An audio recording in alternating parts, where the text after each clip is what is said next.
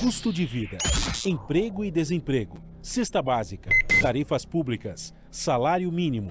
Agora, na Brasil Atual, a análise do DIEESE. E o nosso contato é com Fausto Augusto Júnior, diretor técnico do DIEESE. Bom dia, Fausto. Bem-vindo mais uma vez. Bom dia, Glauco. Bom dia a todos. Bom dia, Rafael. Amanhã o Glauco está de volta, mas ainda... Amanhã Eduardo está aqui, Rafael. É claro. Bom dia, Fausto. Vamos falar sobre a deflação que se concentra nos preços da gasolina e deve durar apenas até a eleição.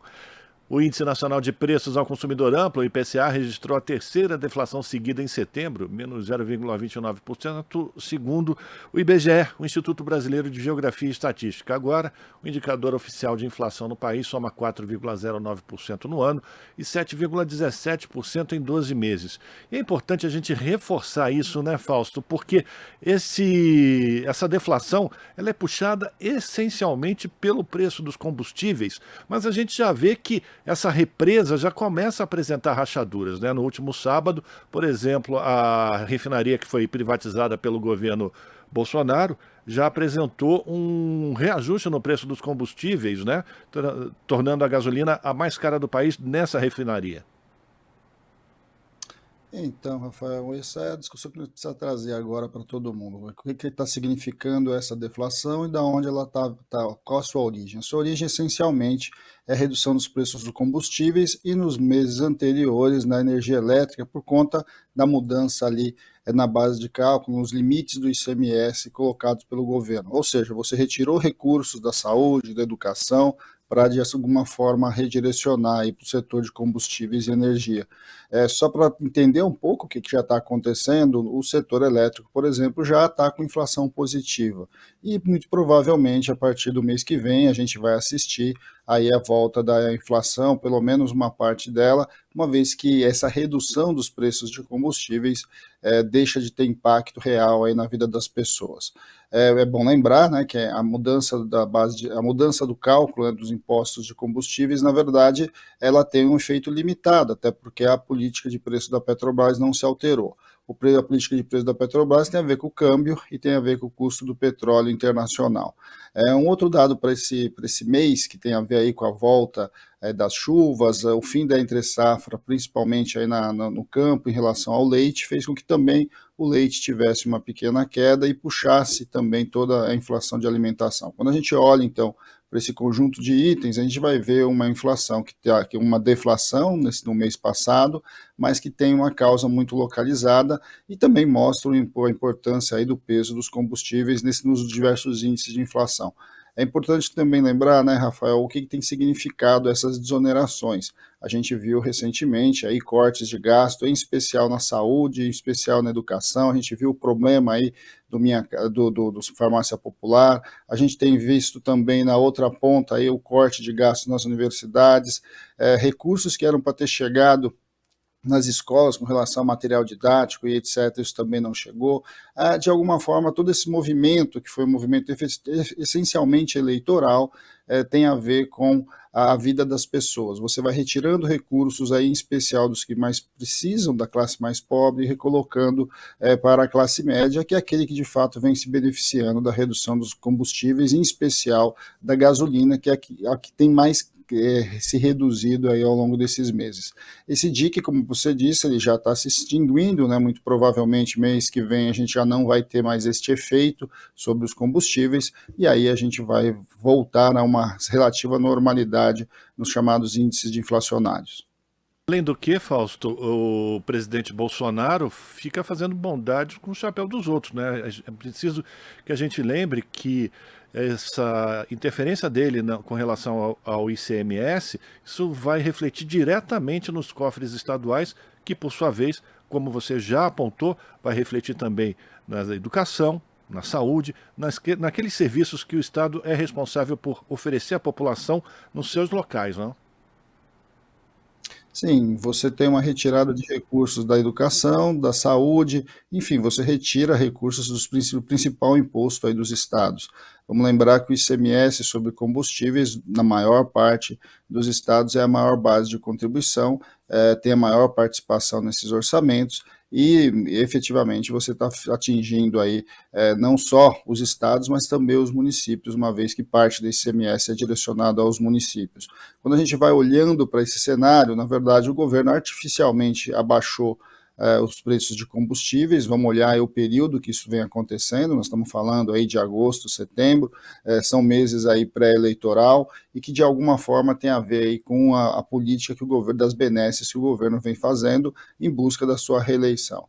Agora vai ficando cada vez mais claro, em especial a partir dos cortes que nós estamos assistindo no orçamento federal, e não só, mas principalmente no orçamento federal, qual é o impacto disso. O governo também tirou, além do ICMS, impostos federais sobre os combustíveis, e isso está impactando diretamente a própria arrecadação. Para você ter uma ideia, Rafael, o governo federal estimou para o orçamento do ano que vem quase 90 bilhões de recursos destinados à desoneração, ou seja, a gente vai vendo quanto dinheiro vai saindo do orçamento vis-à-vis para garantir aí uma medida eleitoral, uma medida que de alguma forma beneficia essencialmente um grupo reduzido da população, em detrimento da maior parte aí da população brasileira.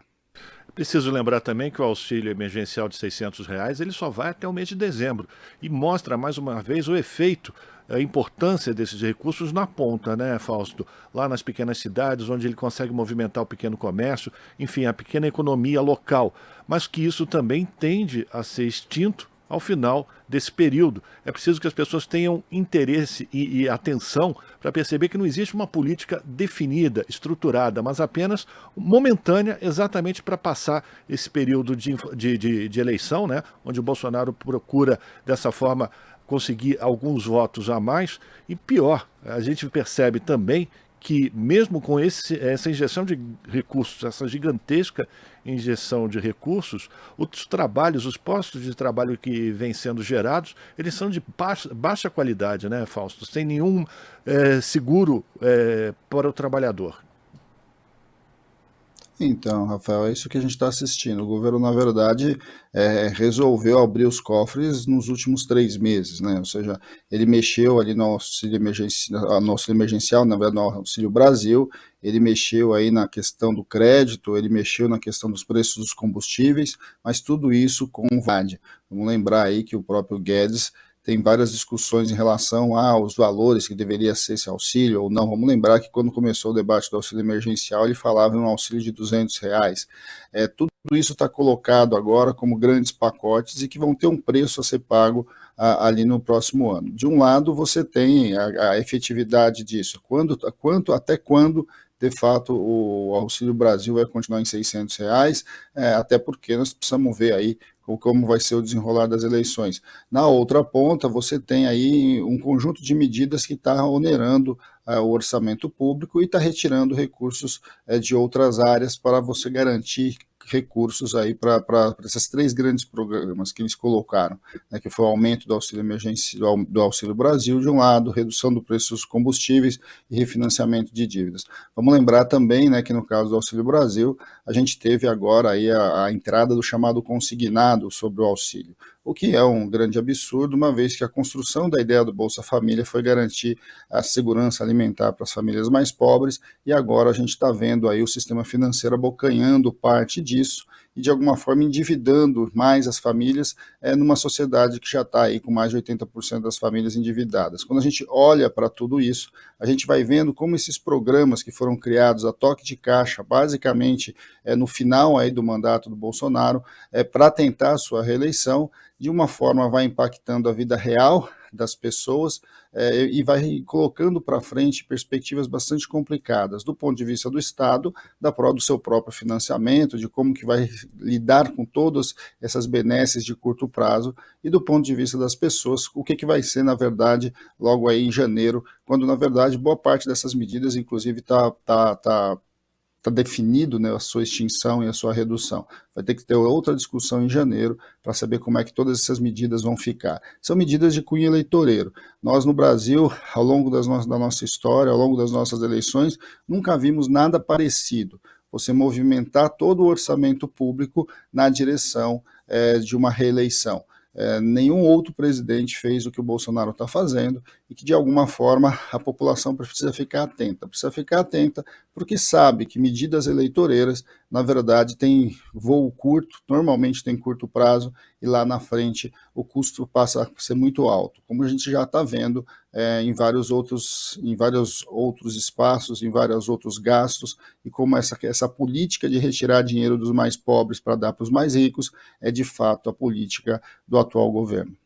Mas esses efeitos também se estabelecem na classe média. Por enquanto, ela está sendo beneficiada com essa represada nos preços dos combustíveis, não é isso, Fausto? Mas, por outro lado, a gente olha, por exemplo, para falta de correção na tabela do imposto de renda e a classe média vem pagando cada vez mais imposto. E o ex-presidente Lula, inclusive, disse que vai mexer com isso caso seja eleito. A importância de ter uma reforma tributária que efetivamente diminua, né, a incidência sobre uma classe média que está cada vez mais pobre, né? Bem, esse é o debate estrutural, né, Rafael? De um lado, você precisa, de fato, fazer um debate sobre quem paga imposto nesse país e sobre o que se paga imposto nesse país. No Brasil, a gente paga muito pouco imposto sobre a renda e muito imposto sobre o consumo. Esse debate que nós estamos fazendo sobre a redução do preço do combustível tem a ver com isso. É uma medida que mexe no imposto estadual e impostos federais sobre o combustível impactou a inflação durante 3 meses seguidos. Isso é algo bastante relevante. A gente vai olhando quanto, por outro lado, uma famosa promessa aí do Bolsonaro de elevar o número de pessoas que vão ficar isentas do imposto de renda, na verdade, se transformou ao contrário. O Bolsonaro não corrigiu a tabela de imposto de renda ao longo do seu governo inteiro, o que significou que a classe média passou a pagar mais impostos, mas em especial a classe média baixa, aqueles que ganham ali até R$2.000 passaram a pagar imposto de renda. Quando a gente vai olhando para esse cenário, o governo Bolsonaro não fez nenhuma mudança estrutural do ponto de vista de você reorganizar minimamente aí a questão tributária. Você precisa tirar encargos sobre os que ganham menos, você precisa reorganizar a tabela de imposto de renda, né? Ou seja, os mais pobres, né, não deveriam pagar imposto de renda, a classe média baixa não deveria pagar imposto de renda, e os mais ricos, em especial, aqueles que por acaso nem pagam, né, porque a boa parte da sua remuneração vem por meio de lucros e dividendos que não é taxado nesse país, de alguma forma estão isentos disso. Vamos lembrar que entre aí os principais eleitores do atual presidente, a gente tem o agronegócio, que paga no Brasil muito pouco imposto, uma vez que lucros e dividendos não pagam impostos, uma vez que impostos sobre exportação também são zerados, e quando a gente vai vendo esse conjunto de figuras que vão sendo beneficiadas dessa política tributária toda remendada, de certo modo, vai colocando o Brasil na situação de desigualdade que existe hoje, um dos países mais desiguais do mundo. E na outra ponta a gente vai vendo que essas medidas que vão sendo feitas de cunho eleitoreiro nada mais é do que mais uma dessas medidas que vão aí distorcendo ainda mais o nosso sistema tributário. Minimamente a gente vai, de novo, beneficiando aqueles que têm mais renda, em detrimento daqueles que menos podem. Agradecer a participação de Fausto Augusto Júnior, diretor técnico do Diese aqui no Jornal Brasil Atual. Fausto, um abraço para você e a gente volta a se falar. Um abraço, bom dia a todos novamente. Conversamos com Fausto Augusto Júnior, aqui no Jornal Brasil Atual. Você está ouvindo Jornal Brasil Atual. As notícias que os outros não dão.